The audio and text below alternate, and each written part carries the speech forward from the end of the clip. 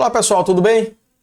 Voltando então a falar um pouquinho nesse vídeo sobre forças resistivas, mas vamos tratar ela agora em duas dimensões. Isso vai trazer algumas complicações à resolução do nosso problema. Vamos lá? Segue aqui que a gente vai falar um pouquinho sobre isso agora.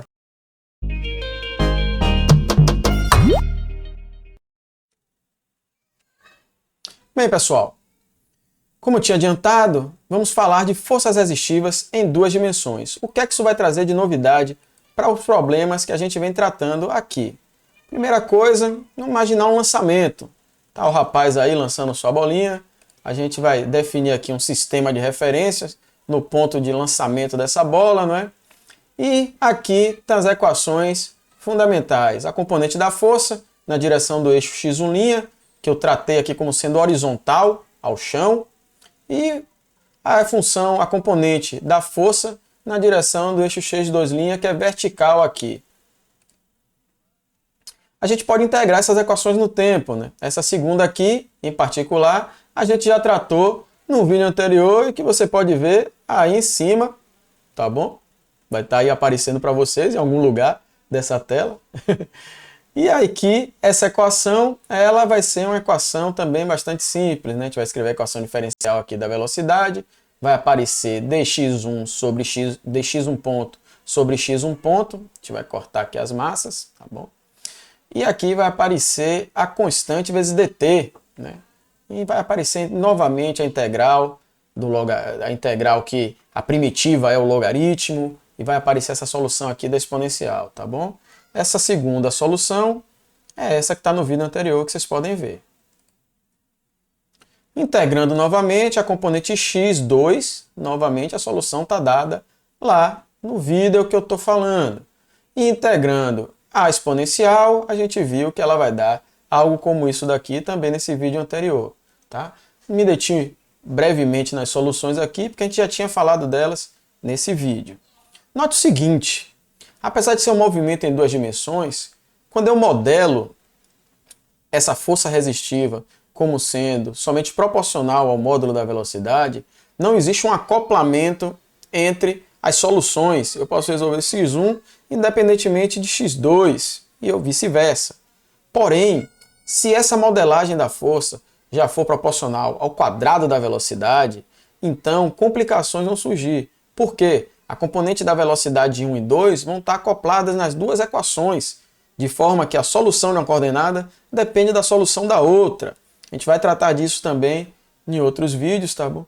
A gente vai poder utilizar, por exemplo, soluções numéricas para resolver esse problema, tá bom?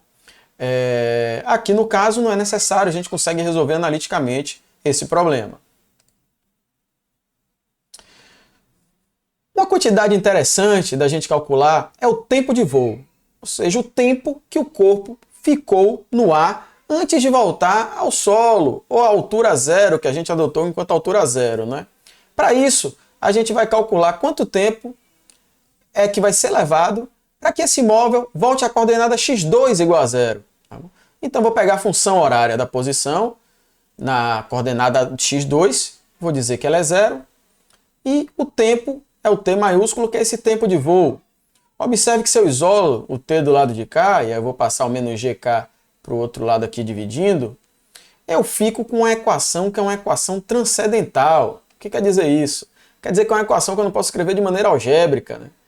Essa equação transcendental, existem algumas formas da gente resolver ela. Por exemplo, a gente pode usar um método perturbativo ou um método aqui que a gente vai chamar de um método iterativo, né? Onde a gente vai imaginar uma solução inicial que vai ser a melhor que a gente possa imaginar naquele momento e realizar iterações, de forma que cada iteração vai se aproximar cada vez mais da solução que nós procuramos, tá bom? Isso vai ser um tema para um outro vídeo. Nesse em particular aqui, eu vou tratar apenas de uma solução perturbativa para determinar esse tempo de voo. Vamos lá então. Meu tempo de voo é dado por essa equação transcendental.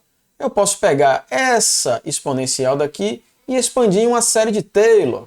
A série de Taylor da exponencial, imaginando que isso daqui é x, vai ser dado por 1 mais x, mais 1 sobre 2 fatorial x ao quadrado, mais 1 sobre 3 fatorial x ao cubo, só que como x é menos kt, aparece essa alternância de sinais aqui. Um outro detalhe importante que a gente vai assumir, como estamos trabalhando aqui como o A, que esse K que está associado à resistividade que o meio proporciona ao movimento, né, ela é muito pequena, de forma que esse termo, Kt, é um termo muito próximo do valor zero. Por isso que a gente expandiu aqui em torno do zero essa exponencial, de forma que eu vou poder imaginar que termos de potências maiores de Kt vão ser cada vez mais desprezíveis, vão ter cada vez menos importância na minha expansão. E posso então imaginar em truncar essa expressão em uma combinação finita de potências aí de Kt, não é?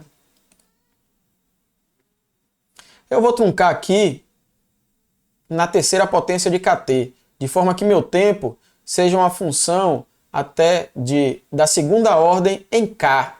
Né? Observe que tem um termo K aqui dividindo, de forma que esse termo ele não vai depender do K, aqui ele vai depender do K e aqui vai depender do K ao quadrado. Tá bom? Essa vai ser a nossa estimativa de o que é importante a gente manter aqui. Vamos assumir isso e vamos ver o que é que dá. Bem, a gente pode pegar, desenvolver um pouco essa expressão, né? Eu vou pegar aqui o G, dividir G aqui, né, para a expressão, aí fica com isso daqui. Depois eu vou pegar o K, multiplicar o T e pegar esse termo aqui e dividir o outro lado.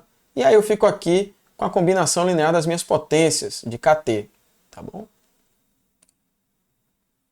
Indo, né, tudo por Kt, que está Kt de um lado, Kt do outro, eu posso ficar com essa expressão daqui igual a essa soma.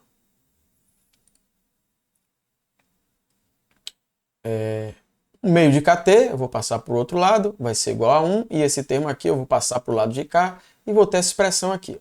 Observe que aqui eu não dependo mais de Kt, e aqui o termo que depende de T é um termo de segunda ordem K. Rearrumando aqui só, né? Foi só uma rearrumação desse termo, aparece esse carinha aqui, 1 menos 1 que vai aparecer aqui, coloquei aqui o denominador comum, não é? Então vai aparecer que esse termo depende somente no numerador dessa razão aqui.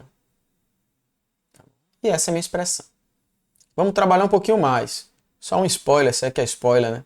Esse vídeo ele vai ter um pouquinho mais de conta do que os outros, tá? Mas vamos lá. Então eu vou pegar aqui novamente o K sobre 2 e vou passar para o outro lado dividindo. E aí vai aparecer aqui, ó, vai dividir o K com o K aqui, vai dividir o K aqui. Então vão ficar os Ks somente, aqui vai sumir, não é? E o 2 vai aparecer multiplicando aqui. Como aqui eu tenho um 6, vai aparecer esse 1/3. Tá bom? Bem, uma coisa interessante, a gente já falou que K é um termo pequeno, né? Então aqui eu posso imaginar esse cara também como algo rondando em torno do zero. E aí eu posso imaginar também expandir essa expressão em torno dessa constante aqui, seria igual a zero, dessa variável aqui, KV20G, ser uma variável próxima do zero. E aí expandindo novamente uma série de Taylor, esse carinha, eu vou chegar nisso daqui, ó. E vou novamente pegar aqui os carinhas até a segunda ordem em K. Tá bom? Tá aí, ó. Substituindo isso lá na minha expressão do tempo que eu tinha, eu posso escrever que meu tempo ele vai ser igual a essa constante aqui, mais 1/3 de Kt ao quadrado, e aqui os termos de segunda ordem em K, né, que vão surgir. Tá bom? Que vão ser agora negligenciados. Eu vou desprezar, na verdade, esses termos aqui, né? E determinando o tempo de voo para o caso em que K é igual a zero, ou seja, se eu estivesse modelando um problema de um lançamento sem a resistência do ar, né? Qual seria o tempo de voo que eu espero? E o tempo de voo é dado por 2 vezes a componente vertical da velocidade inicial, não é? Sobre a aceleração da gravidade, que é o que a gente encontra quando a gente vai tratar de lançamentos oblíquos sem a resistência do ar, né? Então, nossa expressão com método perturbativo, no limite em que K tende a zero, ele amostra, né, a solução corretamente, né? A gente precisa comparar isso para ver como é que essa solução, fora desse limite, né, do k igual a zero, se ela passa bem o valor que a gente deveria esperar. Desde já é para a gente imaginar o seguinte: o método perturbativo, todo ele se baseia no fato de k ser um valor muito pequeno. Então, quanto maior for essa resistência do ar, é de se esperar que o valor do tempo de voo que nós encontremos se distancie cada vez mais do valor exato que era para a gente encontrar, não é?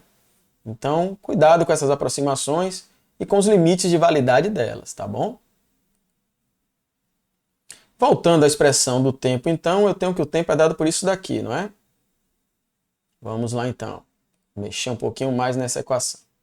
Onde eu fiz aqui uma outra aproximação, que foi considerar o tempo que estava aqui como o tempo t0, que é esse tempo do voo sem resistência do ar, tá bom?